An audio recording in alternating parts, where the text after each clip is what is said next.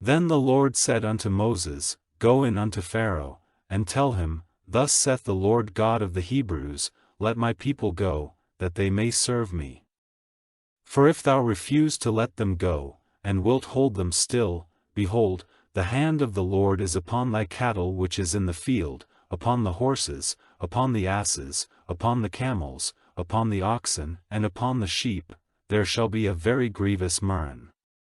And the Lord shall sever between the cattle of Israel and the cattle of Egypt, and there shall nothing die of all that is the children's of Israel. And the Lord appointed a set time, saying, Tomorrow the Lord shall do this thing in the land. And the Lord did that thing on the morrow, and all the cattle of Egypt died, but of the cattle of the children of Israel died not one.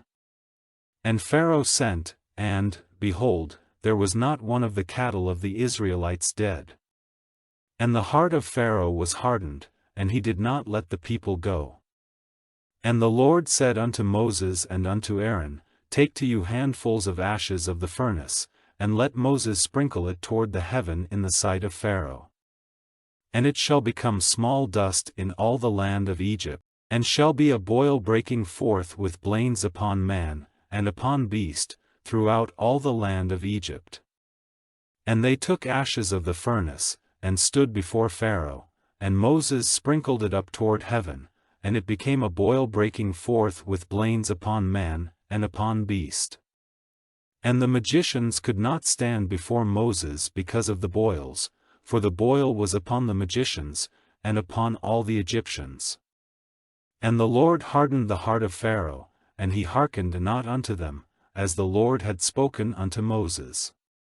And the Lord said unto Moses, Rise up early in the morning, and stand before Pharaoh, and say unto him, Thus saith the Lord God of the Hebrews, Let my people go, that they may serve me. For I will at this time send all my plagues upon thine heart, and upon thy servants, and upon thy people, that thou mayest know that there is none like me in all the earth. For now I will stretch out my hand, that I may smite thee and thy people with pestilence, and thou shalt be cut off from the earth. And in very deed for this cause have I raised thee up, for to shew in thee my power, and that my name may be declared throughout all the earth. As yet exaltest thou thyself against my people, that thou wilt not let them go? Behold, tomorrow about this time I will cause it to rain a very grievous hail, such as hath not been in Egypt since the foundation thereof even until now. Send therefore now, and gather thy cattle, and all that thou hast in the field, for upon every man and beast which shall be found in the field, and shall not be brought home, the hail shall come down upon them, and they shall die. He that feared the word of the Lord among the servants of Pharaoh made his servants and his cattle flee into the houses. And he that regarded not the word of the Lord left his servants and his cattle in the field. And the Lord said unto Moses, Stretch forth thine hand toward heaven, that there may be hail in all the land of Egypt, upon man, and upon beast, and upon every herb of the field, throughout the land of Egypt. And Moses stretched forth his rod toward heaven, and the Lord sent thunder and hail, and the fire ran along upon the ground. And the Lord rained hail upon the land of Egypt.